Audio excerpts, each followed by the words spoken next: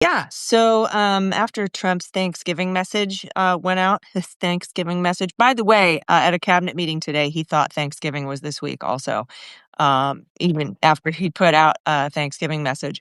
But it was super racist. It was basically ethnic cleansing, remigration, and reverse That's right. migration, which is ethnic That's right. cleansing. And I immediately felt like super gross and that I wanted to boycott this government somehow that I'm not already doing. But I can't not pay taxes because I'll go to jail and it'll cost me a bunch more money. Although because tariffs are so wonderful, I won't probably have to pay taxes soon anyway. But I, as a veteran, I'm a 100% disabled veteran. I get a disability and compensation check every month from the government. It's my federal benefits, my veterans benefits. And what I've decided to do this year for Giving Tuesday is to donate the entire year's worth of veterans benefits to the people and communities that this administration intends to harm. Immigrants, LGBTQ plus community are two big examples. And the reason I can do this is because of y'all. So I'm doing a 25% off Bad Capitalist sale. All my content's always free, but it's Awesome. because of people who have the means to financially support. And even just being here, even if you don't sign up for paid subscriptions, just the ad revenue that you generate by listening or watching any of the podcasts or whatever, that you give me the stability to be able to do that. But I don't want their slutty money, and I'm going to be giving it. I just want, I normally give quietly, Waj, but I want Trump and Stephen Miller to know that the federal benefits they send me, the equivalent are actually going to the communities that they are trying to deprive of life, liberty, and the pursuit of happiness, which they are guaranteed under the Constitution, whether they're visiting or whether they were born here. So That's that's awesome. all Can I you want to post say a link? about Can you post a link right now? Put it in if you don't mind. Can you just copy paste the link to your or I'll try to find it. the The link to link. the discount. Yeah. Oh, it's MullerSheWrote.com/Black Friday. There you go. It's so easy. MotherSheWrote.com/Black Friday. And folks, I can't even talk about my discount because it's not honorable at all. I did it. Everything's free on the left hook. It's independent. I'm not a veteran. I'm just an unfrozen caveman lawyer and an English major. So I just offered 25% off. And I know most of my overwhelming majority of my subscribers are free, which is fine. I get it. But for those who pay it, thank you so much. I've kept it cheap, $5 a month, but the sale is 25% off for 3 days. So it's like $370 a month or $38 a month. If you have money, first and foremost, you have to first go to support Allison because that goes to actually a really good cause. But then only if you have a few dollars left after that, then if you don't mind, become a paid subscriber. It goes a long way. But if not, it's all good. And I'm so glad you're doing that, Allison.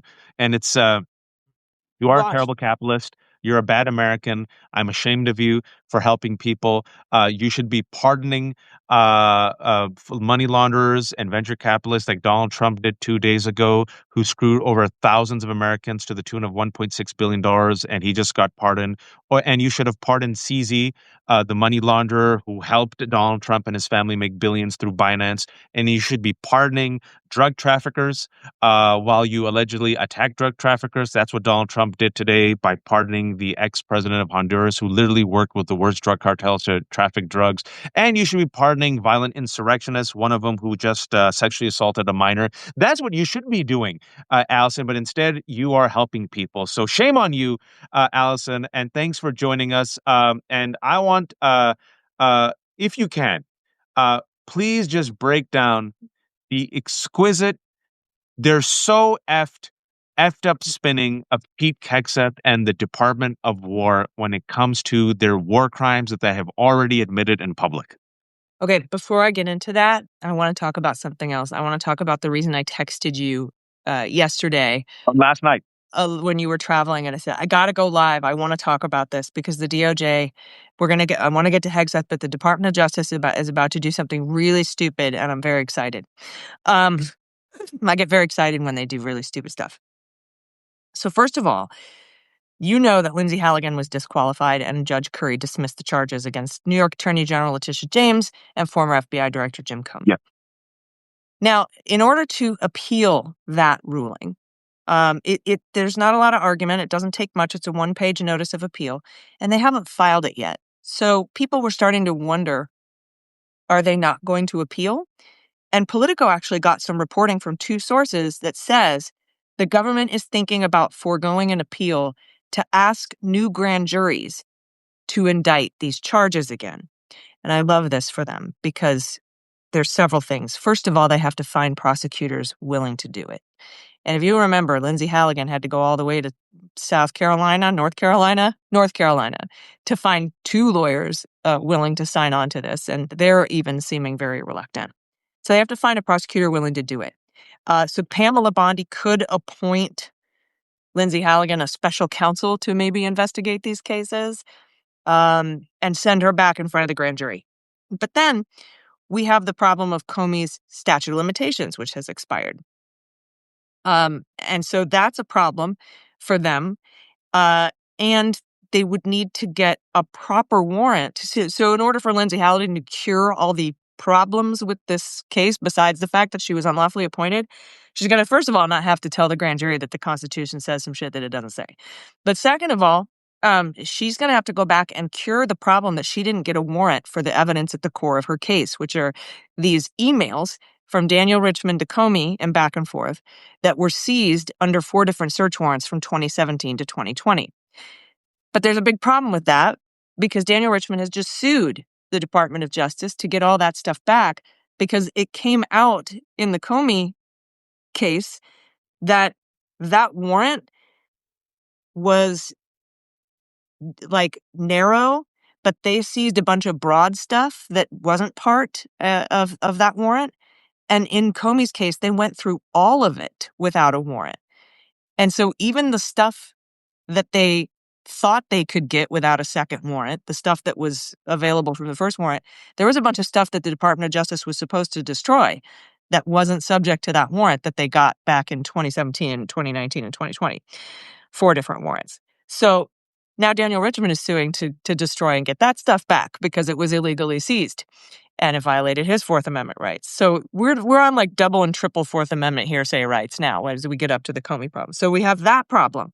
And then with the Tish James case where the statute of limitations hasn't expired, we now have proof. We have seen the mortgage documents that show that she signed for a rider for a second home and that she followed those rules. She didn't have a management company. Her relative was staying in the home. She did stay in the home. She didn't collect rents the whole time. So she actually followed the rules from Fannie Mae about what a second home is. So if Lindsay Halligan wants to go back and try to get those charges, the whole world kind of knows now that she didn't do anything wrong, and it's going to be real hard. And so I envision them going to a grand jury, getting a no bill, going to a grand jury, getting a no bill, maybe trying 2 or 3 different grand juries, which is going to be hugely embarrassing for them. And one other problem with the Letitia James case, just like Daniel Richmond suing the government for the Comey stuff, the Eric Swalwell is suing Bill Pulte for Yep. illegally seizing his mortgage documents. And Yep. so that is being litigated right now. They're acting like the only problem with these cases is that Lindsay Halligan wasn't appointed properly. There's vindictive selective prosecution, Braunston literal truth defense, misconduct in the grand jury, the fact that no crimes were committed. She might actually have to have a grand jury vote on an indictment, which she didn't do in the Comey case. It will fall apart. It will be hugely embarrassing, and I really hope that they try it. So I wanted to bring that up before we got into the Hegseth stuff because it's just going to be hugely, hugely embarrassing for them if they try. And because it would be a great Christmas present to me, for me, to watch them try to do this again and have it completely fall apart. It was the rare time I was thinking about it. I think it was the only time I said no, because usually back and forth at ungodly hours, I asked Allison, and she literally twice at least has crawled out of bed and said, "Okay, fine." And then yesterday, I was so proud of myself because I had just come back with my family. Everyone was a little sick. We came back from a trip. It was like 10 p.m. and Allison was like, "Let's go on," and I was like, "One, one, two, but." For once, we'll unpack and relax. And then I felt guilty. So thank you, Allison. And I hope you weren't offended. And I think like quietly, I'm like, Allison no longer respects me. She's probably like, Oh my weak. gosh, no. I was very She's like proud of you. weakling. I was proud of you, Waj, for saying no. No, but that was very good news, and I can understand why. But I hope they do it. And knowing that, you know what, they just might, Allison, because I was talking to Danielle about this. This administration, to me, in the past week, what I've noticed, and it tracks with Donald Trump, and it tracks with wannabe fascists and white supremacists, is they're like cornered New York sewer rats. And instead of admitting that they're wrong, their ideology was wrong, their people are incompetent, their narrative is wrong, their plan was wrong, they would rather burn down everything, including themselves. If they're going down, you're going down. That's always been the Trump motto, right? I won't just go down honorably on my sword. I'll bring the entire country down. And Mary Trump has said this about Donald. He's a sociopath. He's like that villain in Christopher Nolan's movie Tenet. If Kenneth Branagh, the villain, spoiler alert, he says, "Well, I'm dying. Well, because I'm dying, all of humanity should die with me." And you're seeing this right now. They're negative double digits on the economy, negative double digits on immigration, negative double digits on Epstein, the lowest favorability rating he's ever had. He's hovering around 36. I think he's going to go lower. Now, AI, shocking. The bubble seems to be somewhat popping. Crypto, shocking. The bubble seems to be somewhat percolating, right? Everyone realizes, oh my God, things are going to get worse. We still haven't talked about the bill, big, beautiful bill, which is going to gut Medicaid to help billionaires get permanent tax cuts, right? Instead of saying, let's roll back, they're going all in. And what they're going all in on, and I'm sure you've followed it like me because we're masochists, is xenophobia, white supremacy, and racism. Folks, I say this without hyperbole. They've gone full Groiper, full neo Nazi. Remigrate is a word only used in white supremacist circles and has been tweeted twice by the DHS. They're going all out on cruelty, on punishment.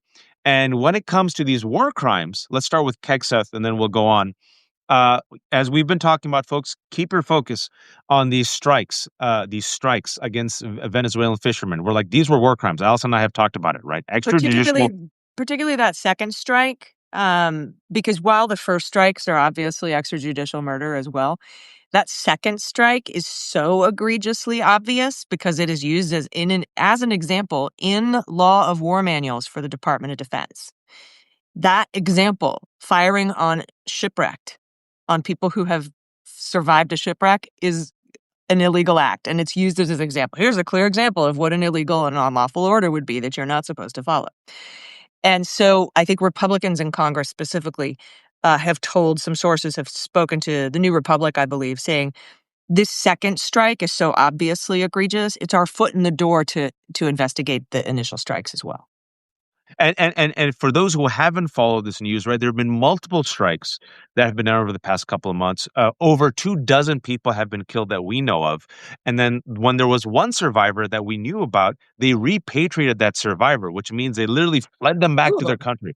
The two survivors, right? So everyone has been saying, who gives you the authority? What's the evidence? No evidence.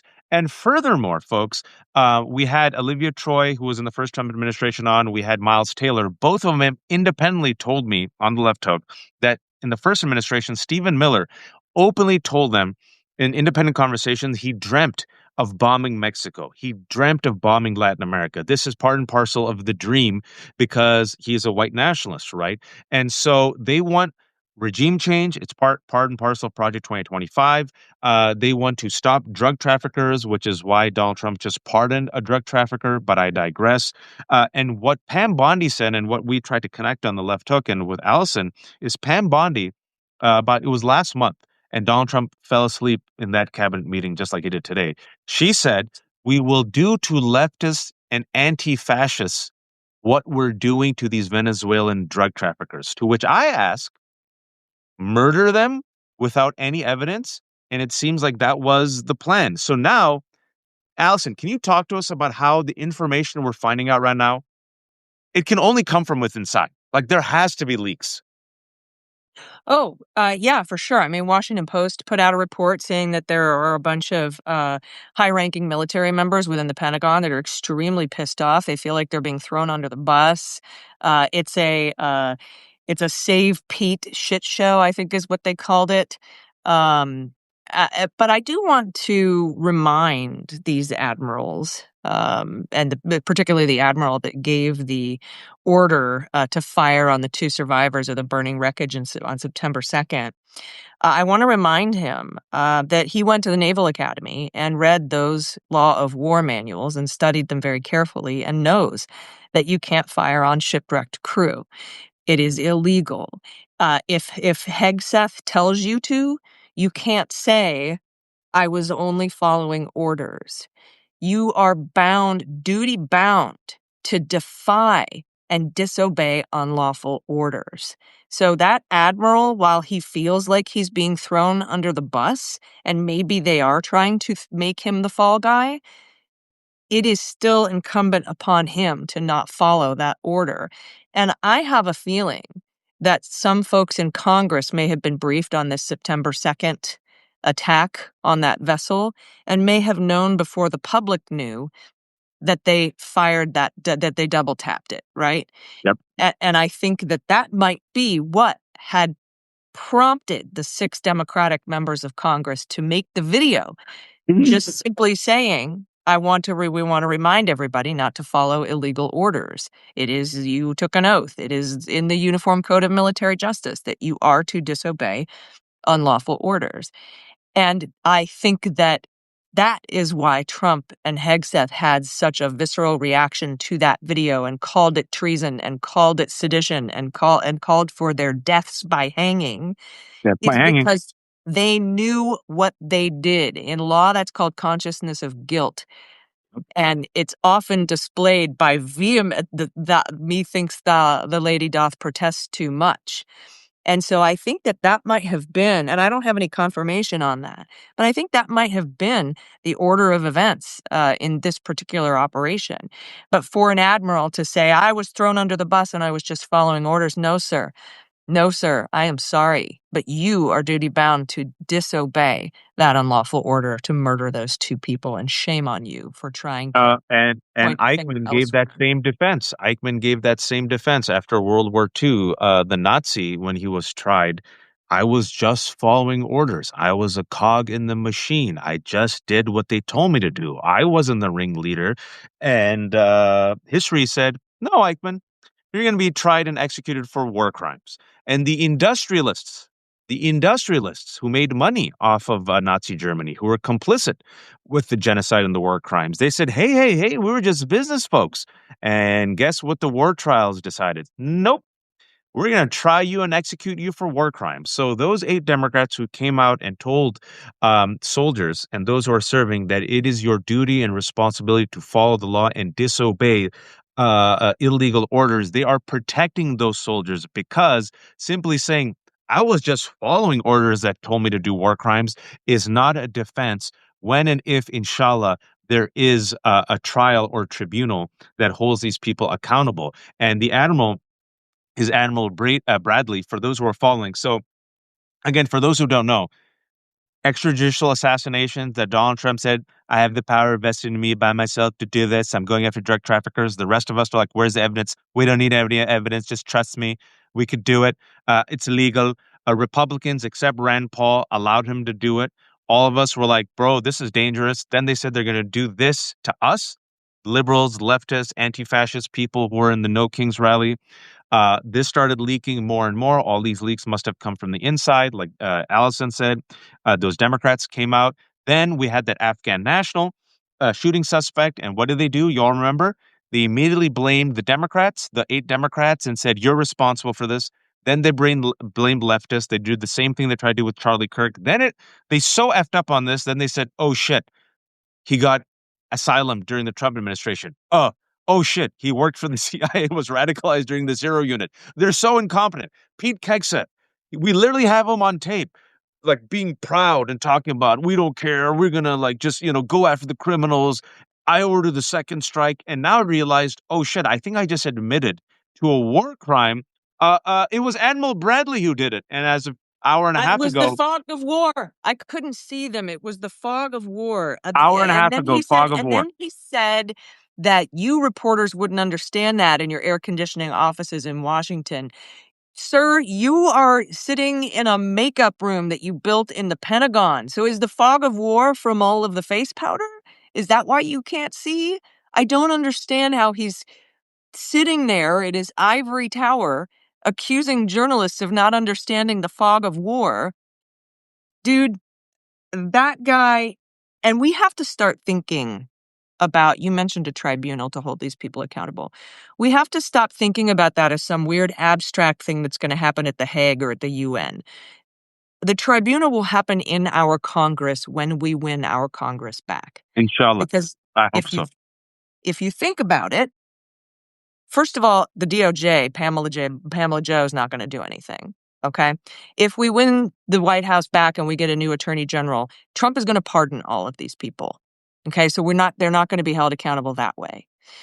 And we aren't signatories on the Rome Treaty, the Rome Law, which is what makes you subject to the jurisdiction of the International Criminal Court. So when people say send them to The Hague, United States officials cannot be tried at The Hague. We aren't signatories. So what we need to look for is members of Congress and senators who run on accountability and holding the tribunals themselves. And also, they can set their own rules when you have the majority in Congress. So that can change. They have inherent authority to hold people in contempt as well. Mm. And we also need to keep in mind that since there's not going to be a Hague or anything like that, but perhaps if you're running for Senate and you say, I will vote to put us as signatories at The Hague and the International Criminal Court, people should be running on that. You should ask your candidates if they're willing to do that. Now, you need 67 senators Mm. to sign that treaty to make us subject to that jurisdiction. And most aren't going to do that. I know Bill Clinton signed us up for the International Criminal Court performatively when he was president, and G.W. Bush or Bush daddy undid it. But that actually didn't have any teeth either, because it has to either be a treaty has to be ratified by majority of the states or by 67 senators. So we have to look for that. We have to look for people who it's going to happen in Congress. That's the only place that it can really happen, I think, if you ask me. And so we need to marry this idea of a tribunal holding these people accountable with Congress and taking back Congress, taking back the Senate, taking back the House, because that's where it's going to happen. And we need to make sure that we elect people that are willing to do that. Every time I talk to somebody who's running for the House or running for the Senate, I ask them, are you willing to impeach the president? And are you willing to hold hearings, tribunals, whatever you want to call them? And of course, as long as Hegseth is at the military, we're not going to get Uniform Code of Military Justice. Now, we may get, if we get the president and we get to nominate our own Secretary of Defense again, we may be able to see the Uniform Code of Military Justice be brought to bear. But that's not going to do anything to hold ICE and the Customs and Border Protection accountable. That only holds members of the military and perhaps former members of the military who retired accountable. So keep that in mind as we go forward. We've got an election right now. People are voting in Tennessee 7.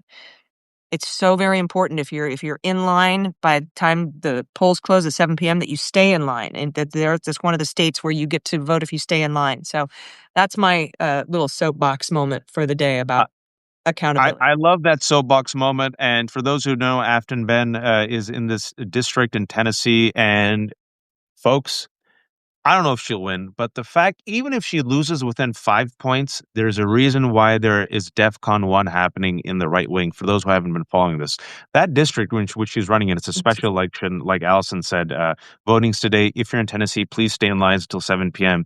It's a plus 22 Trump district that has been ruby red. That plus 22 Republican ruby red district in Tennessee is in play for Afton Ben, a Democrat. Literally, she has been within striking distance, within 4 points. So, if she wins, I'll be shocked. But even if she loses within 5 points, Allison, there is a reason why Mike Johnson and Republicans last night were freaked out about this. Can you just talk to us about how, look, you see the signs, but many things are bellwethers.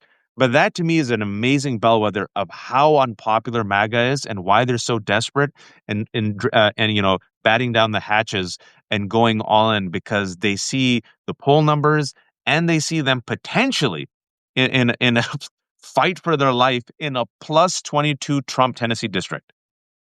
Yeah, well, you'll remember earlier this year, we had, let's see, when was it? Florida won and Florida 6 on April 1st of this year. And those were districts that were won by 35 points or more by Republicans. So it's even more red than this Tennessee district that we're talking about today. And we made up 26 and 30 points, respectively, in those two races. They were the only two races I think we lost this year. And if you think about what's happened between April 1st and today, with regard to Trump approval rating, Republican approval rating, congressional approval rating. 24% of Republicans approve the Republican Congress right now, 4% of Democrats, 12% of independents. So when you think about all that's happened between now and then, the shutdown, which is blamed largely on Republicans, I think that is why we're seeing a negative 22 district for Democrats now being rated as a toss up. And that's just incredible. However we do tonight, I'm sure we're going to outperform the critics, win or lose. But I do hope we win. That would be pretty nuclear. It'll be amazing, and folks, it's one of those situations where, you know, I want you all to, if I may, this, people make Donald Trump out to be like an inevitable force of destiny. Look, he's been around for 10 years. He's taken so much of our consciousness. He's never been held accountable. He's always failed up. This country voted for him again. He keeps winning. He keeps winning. And I know it's frustrating. And I know, and to me, Allison, he represents, like I was just telling Danielle, he's American as apple pie and slavery to me. He represents America's two enduring sins in the flesh: racism and greed, capitalism and white supremacy in the form of Donald Trump wrapped in whiteness, wealth, and celebrity. But at the same time, you see the weakness, the toxic poison, if you will, insecurity and fragility of these individuals. You see him literally falling asleep. Allison, he's a creature of television. He knows the cameras are on him. He knows how terrible the optics are, and he still couldn't stay awake today. Marco Rubio is literally next to him, to his right, talking to him, and he fell asleep with his stroke mouth. He woke up to say racist stuff against Elon Homer, fell asleep. Woke up to say racist stuff against Somalis, fell asleep. Woke up to accept, like, verbal fellatio from Kristi Noem for stopping hurricanes and, like, I don't know, cocaine, then fell asleep. He's cankled. He is weak. He is taco tits. He is negative double digits in economy. On immigration, he overreached. He's negative double digits. All of his policies are immense failures. He's sinking in real time. He's a useless, withered, orange piece of shit, just barely hanging on to dear life. And that, to me, is MAGA and its ideology.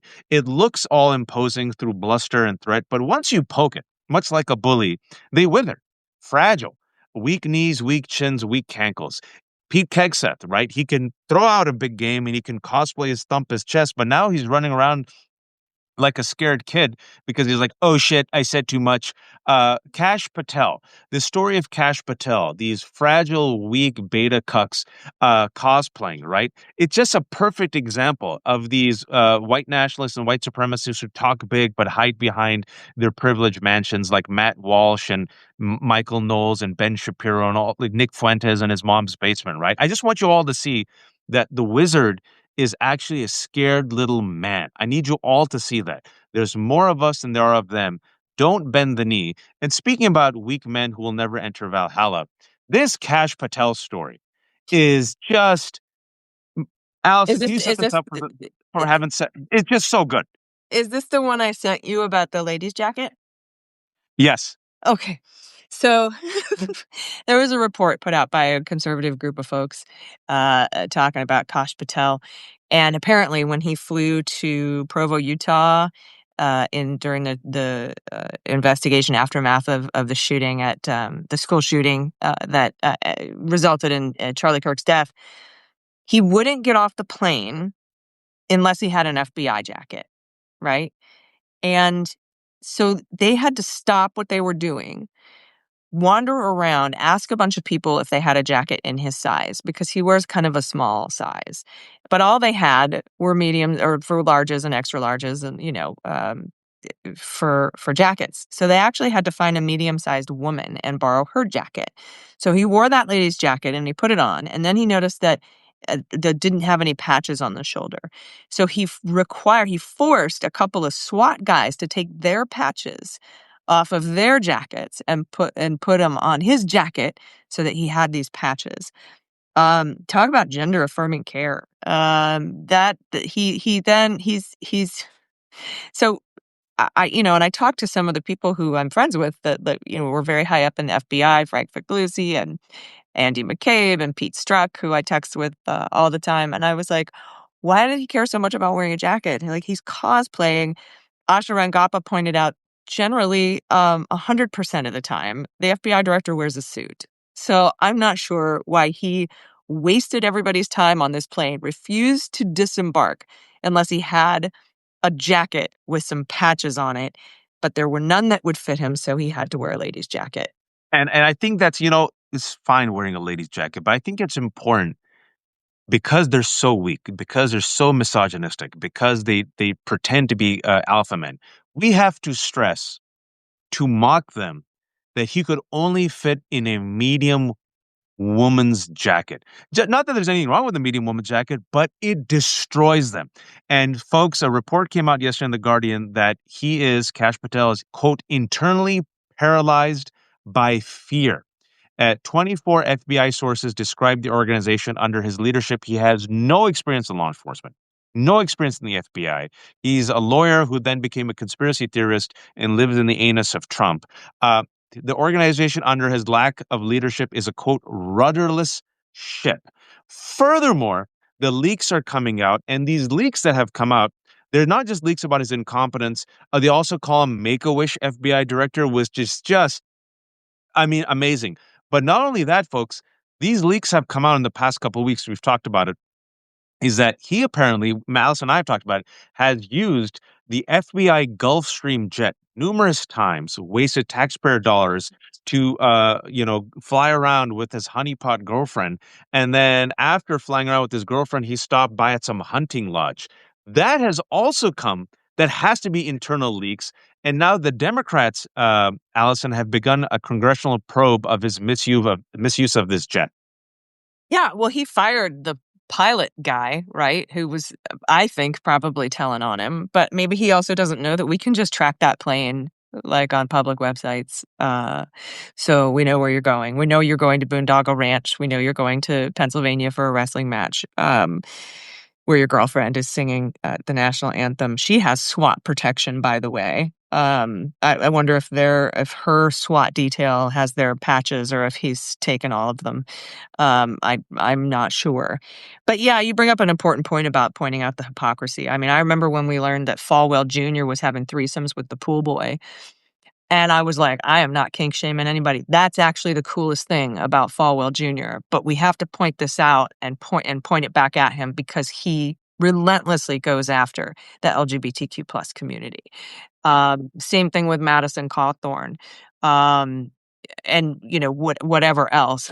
We want to make clear that we aren't mocking people for the cool stuff that they do, wearing a lady's jacket, having a threesome with the pool boy, whatever it is. We're mocking them because they go out to harm members of the community that they are now participating in the behavior of. And so that, I think, is a very important delineation that we want to make. So I'm glad that you brought that up.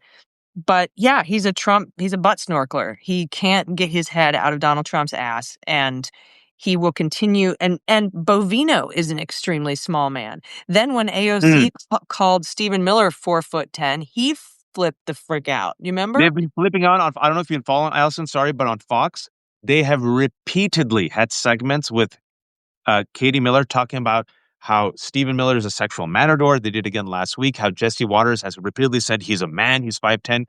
It has unhinged Fox for a month. And you Please remember continue. when Trump was accused of blowing Bubba by Epstein's brother in an email. They did all this straight propaganda out of the White House. It must be love with him and Melania, you know, Yeah, that one photo, right? right? And they kept putting out all these like straight mask hetero love propaganda photos from the White House because everybody was like, "Oh yeah, you blew Bubba." They hate it. They absolutely hate it. It puts them off their guard. It puts them on their back heel. And I think it's important to push on those things. And then, of course, we've had a little bit of a lull in the Epstein files because that's not due from Pamela Joe until the 19th or the 20th of this month. I think the 20th because the bill was signed in the middle of the day on November 19th. She had 30 days. So there's a little bit of a lull there, but I'm sure it's going to pick back up in earnest in a couple of weeks here when we find out all the stuff that she's going to try to hide behind redaction bars and from by withholding information from the release of the Epstein files. And then, of course, something really funny happened today. And this is also going to be extremely dumb and is going to be a wonderful Christmas present for me. Is that, back in February, Knight Institute filed to get volume 2 of Jack Smith's report. That's the one that's never been seen before. It's about the classified documents down in the shitter at Mar-a-Lago. And Eileen Cannon said, no, but I've stopped it from happening on the day after Trump was sworn in. She blocked it from being released because Nauta and De Oliveira could still be on the hook. But then the Department of Justice dismissed those charges and said, we're never going to go after them. And so the Knight Institute and the First Amendment group asked for this volume 2 to be released.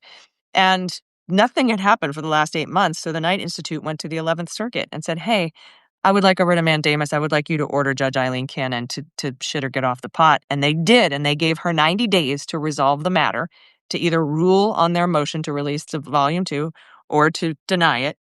And today, Donald Trump, because my first thing was she's going to try to delay this, right? She's going to have hearings and she's going to set up a 6-month back and forth about what's privileged information. And she's just going to delay. But the 11th Circuit, conservative 11th Circuit, was very specific. You have 90 days to resolve this matter and rule on it. So, Mm.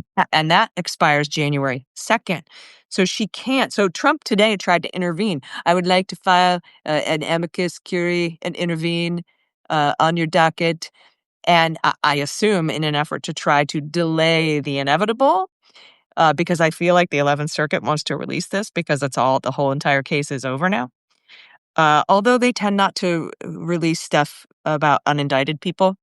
But regardless, he's trying to intervene and delay, and she's not going to be allowed to do it past January 2nd. So that's going to be fun to watch as well. But again, if the 11th Circuit rules on releasing this report, they generally don't allow you to see stuff about uncharged people. And all three, Trump, Walt Nauta, and De Oliveira, are uncharged people. So we'll see how that ends up shaking out. But I'm kind of excited for Uh, these deadlines. and I have to let me do one more before I let you go. We can't forget Kristi Noem. Kristi Noem yesterday said the following. President Trump will enact, quote, a full travel ban on every damn country that's been flooding our nation with killers, leeches, and entitlement junkies, end quote. I just want to remind you all before I just talk about that for a second. Donald Trump today just pardoned the former president of Honduras, who was serving a 40-plus year sentence for working with drug cartels to bring in drugs to this country. Donald Trump has pardoned 1,600 violent insurrectionists. One of them was just arrested for sexually assaulting a minor. Donald Trump has pardoned his business partner, CZ of Binance. Then when asked, he was like, who's CZ? What? Huh? 2 days ago, Donald Trump pardoned a venture capitalist who screwed thousands of Americans out of billions of dollars. Donald Trump has also pardoned a war criminal, William Gallagher, a Navy SEAL who killed an unarmed Iraqi kid and whose own fellow Navy SEAL brother said was a sociopath. This is who Donald Trump has pardoned. Oh, yeah, and Jorge Santos III, the founder of Italy, George Santos. He's also a convicted criminal, a fraudster. But somehow we are going to ban all these people basically from shithole countries, basically from black and brown countries from coming. And then talking about the incompetence and the leaks, we have found out, has to be through internal leaks, that Kristi Noem, much like Kash Patel, once two $200 million private jets for her and her boyfriend, Corey Lewandowski. And last week, the Department of Justice said that it was Kristi Noem who actually defied Justice Brosberg's order to turn around the plane that was sending over 230 innocent brown men to die in a foreign prison, which included Kilmar Abrego Garcia. That I thought was very interesting. Allison? Yeah, that deadline is Friday. That's when all of these officials who defied his order to turn the planes around have to file their sworn declarations under penalty of perjury with the court, explaining why they did it and what their role was. Now, Kristi Noem has come out and said, yeah, I did it and I do it again. All right, exhibit one for contempt. And so what Judge Boasberg has to figure out is whether or not he's going to refer these people who defied his court order for contempt prosecution. And that is different than a judge finding someone in contempt of court. That is civil contempt. This is criminal contempt. Now, generally, when you find someone in criminal contempt, you make a referral to the Department of Justice, and Pam Bondi's not going to do anything. But right now, Judge Boasberg, as of now, as of this minute, has the authority to appoint a special prosecutor to investigate and prosecute criminal contempt. This Supreme Court will likely make that go away. Mm, But again, I want to make sure that, and I've said this since the Mueller investigation, and I said it again in the Jack Smith investigation, as much as jail is wonderful, that shouldn't be the only goal of justice. mm. The truth is also it's the friends we make along the way, which is the truth. When the truth comes out. For example, if Pam Bondi holds a bunch of stuff back in the Epstein files, sure, the Supreme Court will probably let her do it. But in between now and the Supreme Court, we're going to have lower court judges issue rulings about her making inappropriate redactions. And we'll be able to hear that and know it. Sure, Jack Smith didn't get convictions and jail for January 6th and the classified documents, but we got massive indictments outlining all of his crimes. The American people knew. Everyone's like, the American people deserve to know. They knew, and they still elected him anyway. He was already a convicted felon on 34 counts. I'm not sure what 4 more counts would have been the breaking point. Like, he's a 34 convicted felon. 38's where I draw the line. Like, I don't necessarily see that happening. And so I kind of want everybody to temper this idea of what ultimate justice looks like because we have such a screwed up oligarchic Supreme Court. We aren't going to see what happened in South Korea. We aren't going to see what happened with Bolsonaro here because our Supreme Court is bought and paid for. But the truth that we uncover along the way does political damage. And we hold the biggest check on executive power in this country. It's bigger than the Department of Justice's check. It's bigger than the judiciary's check. It's us. And for us to know the truth and to get the truth out there, instead of saying, oh, you can go to jail. I don't care. I don't want to hear about it. La, la, la, la, la. No, we have to get the truth out there. It has political consequences. And I think that the true justice could be that his butthole explodes because he needed an MRI for something horrible and that he has a horrible life and he's uncomfortable and is tortured and just his everything sucks and every day is this is the best day of the rest of his life. Every day is going to be worse after that. There's some sort of karmic justice. But kind of keep that in mind, internalize that. Justice doesn't always look how we want it to look, but the truth that comes out in the meantime is incredibly important. Yeah, I think that's very important. And I've been saying this for years. And I know some of the folks in the comments section have talked about it because I'm here in DC, Virginia, folks. And, someone asked me, Abby Phillips and her CNN show, and I can't believe Scott Jennings comes and is disrespectful. And someone asked me on Threads, I wonder what happens in the green room. Abby should videotape it, right? And I responded. I said, as a CNN contributor, former CNN contributor, I'll tell you exactly what happens in the green room. They're all friends. They're all part of the same big club. They're all friendly and chummy. They go to the same churches and synagogues. They party with the same people. They sleep with each other. They cheat on each other. They go to the same, bars. They're all buddies. It's a big club, and you ain't in it. And the big club, which is also known as the town protects its own. Doesn't matter if you're Republican or Democrat, left or right. If you're part of the establishment, you get protected, which is why you fail up, which is why Dick Cheney, despite being a war criminal, gets a hagiography. When Donald Trump dies, I guarantee you this will be the eulogy. Donald Trump might have been divisive, but he was nonetheless very influential with his off the cuff remarks and shoot from the hips rhetoric. That's what it's going to be, folks. So I don't think any of these people are going to go to jail, but that doesn't mean we shouldn't try. And even if they don't go to jail, and even if the establishment does protect them because the town protects their own, the truth and accountability can come in different ways. I want jail sentences, but you can mock them, ridicule them, destroy their movement, destroy their ideology, make them just political lepers, and then win at the ballot box, engage in economic boycotts, and then show them as the villains of our future history books. And maybe this young generation will learn and say, enough's enough. We're done with the establishment. We're done with the old rules. We demand accountability. And maybe they bring the fire that Chuck Schumer and others don't have. I don't have any faith in them. They're part of the same group. But that doesn't mean we don't do our part. We don't set the record straight. We don't write the history books, and we don't harm them in other ways, right? Mhm. Accountability can come in other ways as well. And if you get out after the primaries, if the person who's running as the Democrat in your district or in your state wins, and it's not the one you wanted to win. It's not as a progressive a candidate as you wanted, or it's somebody who takes money from PACs, or it's somebody who's in the club. You got to remember that even if you hate that particular Democrat, if you elect that Democrat and you help get a majority into the Senate or in the House, then the good Democrats and the progressive Democrats can get work done. They can get subpoena power. They can take the committees. They can do the investigations. So you might have a handful of Democrats that aren't your fave, but it helps if they're part of the majority, then you can help at the very least give subpoena powers to the committee. Even if that Democrat like Fetterman votes shitty all the time and is awful, if he helps, if his presence puts you over 51, then you have subpoena power by the awesome Democratic senators.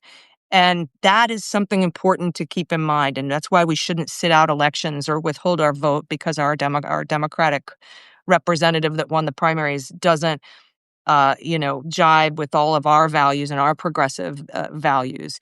And so I just kind of want to make that point because these tribunals are going to come through Congress and we need the majority in Congress to get them.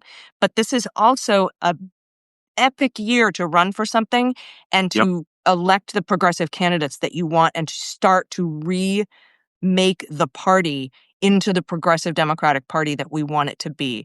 And it doesn't happen all at once because especially in the Senate, those uh, terms are staggered. But we have to keep going. It's not just one election cycle isn't going to fix it, but this is the year to get those progressive candidates in. We've seen it. We've seen the mayor of Seattle. We've seen Mamdani. We've seen what happened in Wisconsin. We've seen incredible gains with progressive candidates in districts that can elect progressive candidates. So fight as hard as you can for your progressive candidate, but don't abandon the party as a whole because we need that majority. And also, folks, reform, not restoration. We want reform. Demand it. And as Allison was saying, if you have an opportunity to engage with your elected officials, what will you do to reform a broken system? What will you do to reform broken institutions? What will you do to hold these horrible people, the oligarchs, accountable and demand an answer from them? I'm going to have the mighty Joyce Vance joining us to specifically talk about accountability. I asked her, she goes, "What do you want to talk about?"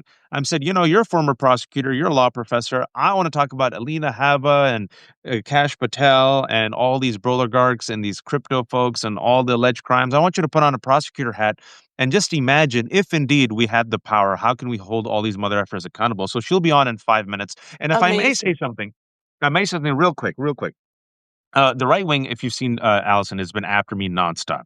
I mean, they are frothing at the mouth against me.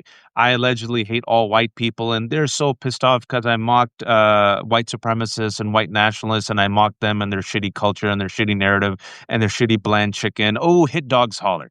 And they have discovered, Allison, wait for it, I'm going to make a confession right now. This is breaking news. They have discovered, they've been trying to shame me for the past 2 days with this information. My parents are formerly incarcerated individuals. Did you know that, Allison? Both of my parents Um, went to jail. Waj, I read your book. Oh, yeah, I wrote about it 4 years ago, and it's all public knowledge. And my parents fought their case, lost their case. I dropped off my mother at prison. They went to prison. They served their time. They came out. They're senior citizens. Like millions of other Americans, they're formerly incarcerated people. Unlike Trump, they've never whined. Like Trump, they're a convicted criminal. But guess what? They didn't party with the pedophile Jeffrey Epstein. They didn't sexually assault a woman. They didn't defame a woman. They didn't set up a charity or a university, defraud people. They haven't participated in a violent insurrection, and they haven't screwed people over through crypto or AI grift. Maybe they should run for Republican office because they love How criminals. many Oh yeah, counts was it, Waj? How many counts was it? not 33. Not 34. What was it? 34. Yeah, less, much less. I think in the 20s. And they actually fought the case and lost, and then they voluntarily went in. Folks, I just had to say that because I want to be a little bit petty. And I also want to say is all the Republicans are trying to shame me. Your king and daddy, Donald Trump, is a convicted criminal. What are you talking about? If They they don't even could read. read, if they could read, they might have known that years ago when I found out. Yeah, folks, and also they can run as Republicans because sadly they're not closeted homosexuals who hate themselves, pedophiles, or people who participate in violent insurrection. So sorry, they won't run as Republicans. Too soon or not soon enough. And before I leave, I want to again shamelessly promote Allison's fantastic Black Friday sale where here you go. Here's the link. 25% off, and all that money will go for such a good cause. Please support her. Everything is free. And furthermore, I'm not a veteran. My stuff is free too, but I also have a Black Friday sale. It's like, for a couple of days, it's like $38 a month, $3.50. If you aren't a paid subscriber, we're independent. We're terrible capitalists. Everything's for free. If you have some money, go to Allison. If you have a few dollars left over, become a paid subscriber. If not, it's okay. It's still free. 2,100 people are watching. We're going to have this up on my Substack and Allison's Substack, the breakdown. Folks, be kind, be informed. I'll be back in 3 minutes with some mighty Joyce Vance, and we're going to talk about accountability. It'll be awesome. Thank you, Allison, for making time. Thanks, Waj. Good to see you. Good to see you all. Bye.